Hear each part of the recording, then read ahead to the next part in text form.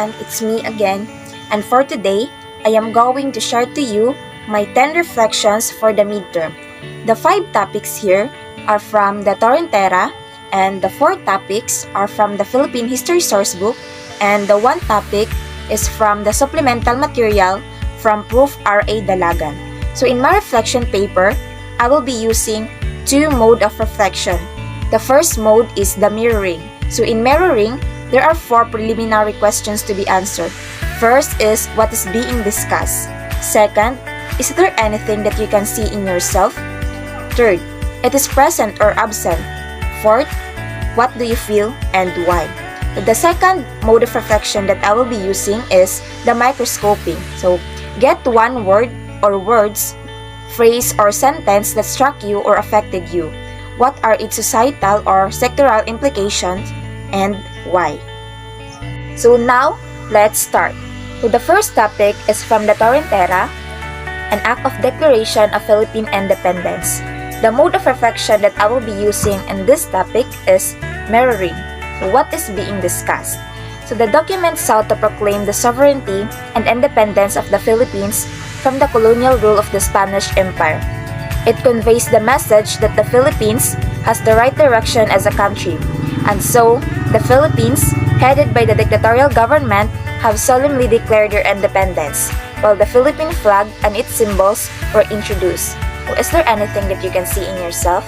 So I can see in myself the significance of this, as it serves as an apt moment for me as a Filipino to reflect on who I am in light of all this, and on what I could give in return as a benefactor of this emancipation which took pain to attain. So, is it present or absent? It is present because until today, we are celebrating the most important milestone in the Philippine history. After being colonized by many nations in the past centuries, our freedom is priceless. So, what do you feel and why? As a Filipino citizen, I felt grateful to be part of this nation, and I am proud that we have our heroes who are willing to sacrifice their lives just to free their people from suffering. It makes me feel like a Filipino who appreciates my country even more. Our second topic is the 1899 Constitution of the Republic of the Philippines, also known as the Malulus Convention. It was discussed in this document, the 1899 Constitution of the Republic of the Philippines, also known as the Malulus Convention. It was the first Philippine constitution that specifically provided safeguards against abuses and enumerated the national and individual rights not only of the Filipinos but also of the other people. I can see in myself in this because as a Filipino citizen, it has been part of who I am as a Filipino today. It enables me as a student to remember and embrace my basic right as a person and the basic principles by which our society has been organized. It rubs my soul as a citizen and as a future leader. It is absent because this constitution has been replaced by a new constitution, but the significance of this remains as it signifies that a Filipino government was first established and will be able to form a constitutional convention and establish a democratic republication government with 3 branches, the executive, legislative, and judicial. So as a Filipino citizen, I am honored that this constitution protected me from different kind of abuses and established my right as a Filipino. With this constitution, I feel the equality between people, the equality of rights, and the equality to live in peace. Our third topic is all about the Treaty of Peace between the United States of America and the Kingdom of Spain, or the Treaty of Paris. So the mode of reflection that I'll be using in this topic is the microscoping. One of the articles that struck me or affected me is the Article 3, specifically the phrase, "The United States will pay to Spain the sum of $20 million within 3 months after the exchange of the ratifications of the present treaty." Its societal implication is that it becomes controversial in our society because it involved the alleged sale of our country to the United States of America by Spain. Many Filipinos today still bitter about our past which still do not fully understand. They continue to blame the Spain for treating us as a commodity when the former mother country sold us to the US for a paltry of $20 million, but it is far from the truth. Now, our fourth topic is all about Jose Rizal's retraction controversy. The mode of reflection that I will be using in this topic is mirroring. So it was discussed in this article the controversy over Jose Rizal's retractions. It was all about his reversion to the Catholic faith, the repudiation of any of his writings against Roman Catholicism, the abomination of Masonry, and all other issues linked to it, such as his marriage to Josephine Bacon. Many historians argue whether Rizal retracted what he had stated about the Catholic Church or not. In Rizal's statement, some say that the document is a forgery, and others assert that it's authentic. Some arguments depend on both claims, but there is not enough evidence to support them. I can see in myself the greatness of Rizal because, despite the controversy, he was truly a person for his countrymen, which has been part of who I am as a person today. He is a patriot and a nationalist because he never wanted to see his countrymen oppressed and exploited. He is a man of action. It is present because various authors have presented numerous opinions and pieces of evidence as to whether Rizal retracted or not, but until now, there has been no proof or justification to end the debate.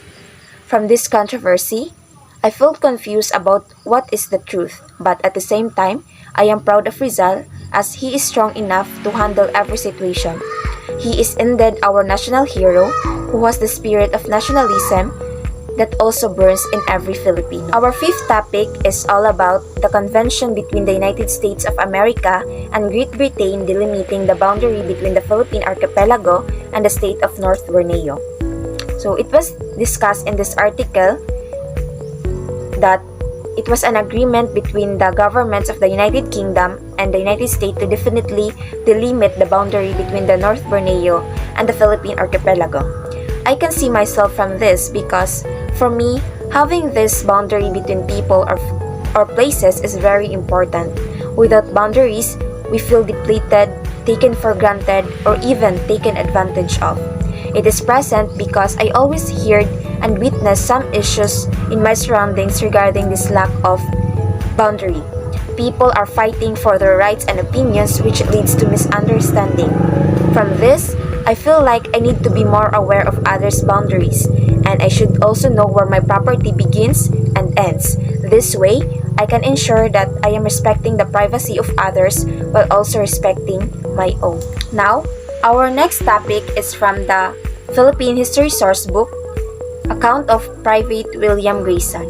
So it was discussed in this article how the conflict between the Filipino-American War began, and how does the account of Private William Grayson help in identifying the truth. I can see myself in this as it serves as a discovery for me. It allows me to know the real reason why the war between the Filipinos and Americans started, and helps enrich my understanding and learning of the significant events that transpired during the Filipino and American War. It is present in such a way that it has been used as the primary source document in determining the truth about the Filipino-American War. As a student, I felt amazed upon reading this article because for me, I felt like I walking down a road full of discoveries. I have learned a lot of new discoveries and information that I did not know before. I discovered the truth behind the war, which is important for me to learn from. Our seventh topic is all about the Jones Law of 1916. So the article discussed the Jones Law, which aimed at providing the Filipino people with broader domestic autonomy, though it reserved certain privileges to the United States to protect their sovereign rights and interests. The Jones Law contained the first formal and official declaration of the United States' commitment to grant independence to the Philippines. I can see myself from this, as it has a great importance for me as a student to discover the history of how we had achieved our freedom or our independence before, because until today, that history has still shaping us as what we are today. It is absent because it was superseded by the Tidings-McDuffie Act of 1934, but still, it has a great significance to Filipino history since without this, the Philippines wouldn't have gained independence until much later, or possibly not at all. I felt happy knowing that this law created the first fully elected Philippine legislature which declares the purpose of the people of the United States as to the future political status of the people of the Philippine Islands and to provide a more autonomous government. Now, our eighth topic is all about the significance of the women's suffrage referendum. The importance of having a women's suffrage referendum that grants women the right to vote was discussed in this article. It provides that women shall be entitled to vote in all elections on equal terms with men without any discrimination.